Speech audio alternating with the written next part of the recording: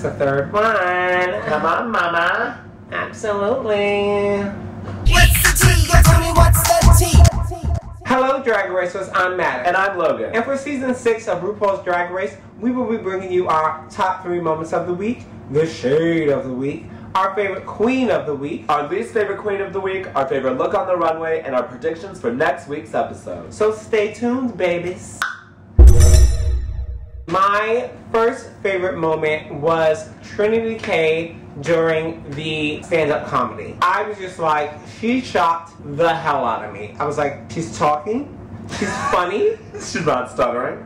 I can understand her. It was like, she's funny. Hilarious. And then I loved her thing about like how her family was so poor that they couldn't eat, and her mother had to read them recipes for them to like get full, and she was like, my favorite was the roast on page 27, and then my sister died because she got an ear infection. You better work, miss. It was really funny. It was hilarious. And running up the light bill. Ah! Yeah, that was funny Girl. too. I mean, stop breathing, you gonna run up my light bill. Stop talking, you're running up my light bill. I was like, bitch. Girl, it was hysterical. So what was your first favorite moment? It would have to be Bianca when they first walked into the workroom, and Laganja's like, come on, mama. And she said, 1, I'm not your mama. My name is Bianca. Girl, knowing Bianca, can tell when she has just thoroughly had it. And it started when she came in with that contraption on her head. But this episode, when she said that, I was like, there is going to be something that happens, because when she gets to that point, and I've only seen it twice, it is the man voice comes out, the screaming happens, and kittens get massacred. And it's not cute. And then when the Gmail came, Bianca said, yes, thank God, let's get this rolling, mama. I was like, oh no. Like, now she's starting to mock you, like, girl, you're going down. And then, of course, my second favorite moment was Bianca during the Queens of Comedy, because this is what Bianca does. Comedy. She is a queen of comedy. She does it every night at her show. She's hilarious. She does it every day, 24/7. Well, that too. It's nonstop. I loved when she was saying how she's Cuban and Honduras, so that just means she has a large dick, no credit, and she has a tendency to take things out on hers. It's just, she's genuinely hysterical. And she knows how to adapt. So, like, to any situation. Any audience, anybody, anything you throw at her. Welcome to Cast of Cocoon. Like, it's not going to throw her. Yeah. The man was sleeping. She was like, wake his ass up. Like, it was just like, she's always on her toes. Like, when I saw it was the comedy challenge, I was like, okay, well, I already know who wins. Yeah. So, what was your second favorite moment? RuPaul on the runway to Laganja when she said, "Oh, I'm not going to steer you wrong, not for no fucking TV show." And then when she went to Trinity and when RuPaul talks, a moment, yeah. It's like, sometimes you just can honestly tell that there's times I'm like, girl, she don't care one thing about these children. And then there are times I'm like, this bitch is invested. She chose these people. So when she was talking to Trinity, and you could see that it really, like, deeply meant something to Trinity. It was so great for them to have that moment on the show instead of it just being girl, mama, cunt. My third favorite moment was all of Untucked. Bianca reading Laganja, Adore reading Laganja, Laganja having a meltdown. Sorry, but your story has to match up. She's like, and when it doesn't, Bianca's not the stupid bitch to sit there and let it go. I waited all my life for this. And it's like, girl, you've only been doing drag for 2 years. Hashtag crock of shit. Baloney! I just don't understand how Laganja, she's not self-aware. She's like, I didn't know I did a voice, mama. I'm being 100% real. Girl, fuck you. I was like, what is wrong with you? When you were on the runway, and you're like, that's how I talk. And Michelle said, no, this is how you talk. Yeah. I was like, girl, she's gonna get out of her chair. You're on a fucking national television show, and you went in there with this preconceived plan. Yeah, even Adore was like, this is part of her strategy, acting like she doesn't know what's going on, this whole personality thing, because Adore was like, this ain't the fucking Laganja I know, bitch. You have made a mockery of yourself. So good luck. Hopefully this was a learning experience, and maybe one day they'll put you on All-Star 7. Well, my third favorite moment was the old lady fucking knitting. Girl, Girl, I am promising you this now, New York City drag queens. I am now carrying knitting needles and yarn in my purse. And if you are boring the hell out of me, I'm going to pull it out and start fucking knitting in the front row of your show. Which brings me to my shade. Ben Delacreme was talking during her thing, and she said something about, like, come on, people. And the man screamed out, well, tell a goddamn joke. I was like, "Ooh." I thought RuPaul was going to be like, you need to go, blah, blah, blah. Girl, she sure didn't. Because maybe you should have told a fucking joke. It's a comedy challenge. What was your shade of the week, besides everything you said this whole episode? Girl, the shade of the week is the fact that Ben Delacreme is still in the competition.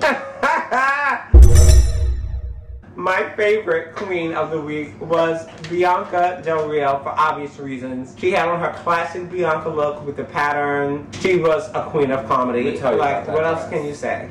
Stoning that dress was the longest night of my entire fucking life. I like that all the judges were very vocal and like, this is it. Yeah, this is it. Bruce was like, you're the real deal. And who Yeah. was that fucking blonde woman?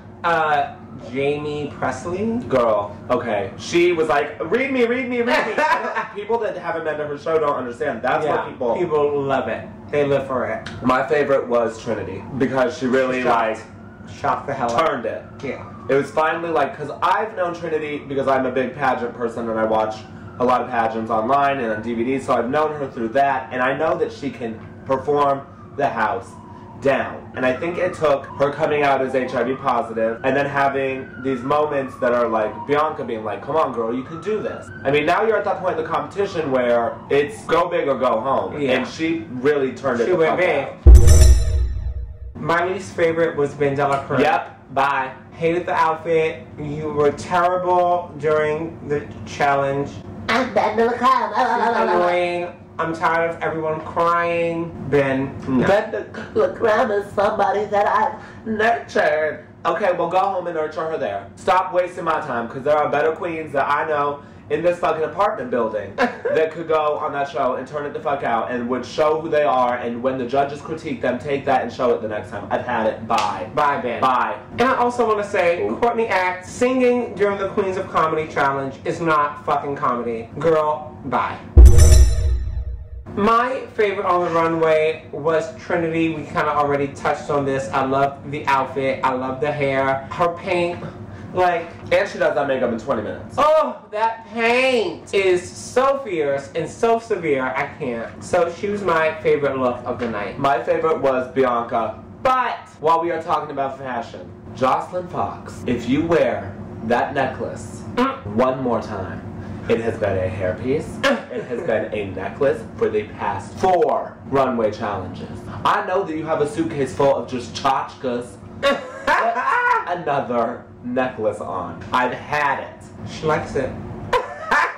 There was one of those online polls. Who wore the silver necklace better? Jocelyn, Jocelyn, Jocelyn, Jocelyn, or Jocelyn? But I do want to say before we go farther, she would have to be in my also kind of up there in my favorite queens, because it's nice to see that she's coming out and like hatching. Yeah. And she, maybe it took having Courtney throw her the shade because she's a fucking bully, overgrown shady ape who needs to pick on someone that is her size. It's nice to see Jocelyn coming out, and I like her voice a lot. Okay, so the mini challenge, it was the upside down lip sync. Girl, that was funny.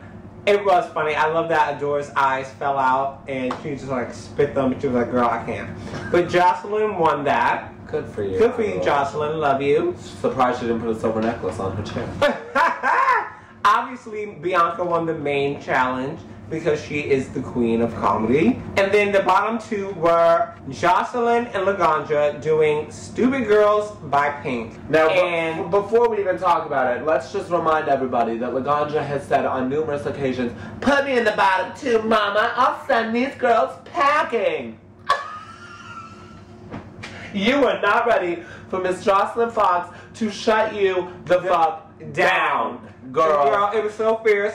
Laganja did like a little turn and you could tell she was about to do a split. Miss Jocelyn looked over like, and boom, hit the split at the same exact time. I said, you better fucking work, Jocelyn Fox. Jocelyn was doing the most. It was everything. The most. Girl, she knew every fucking little quiet lyric in the back.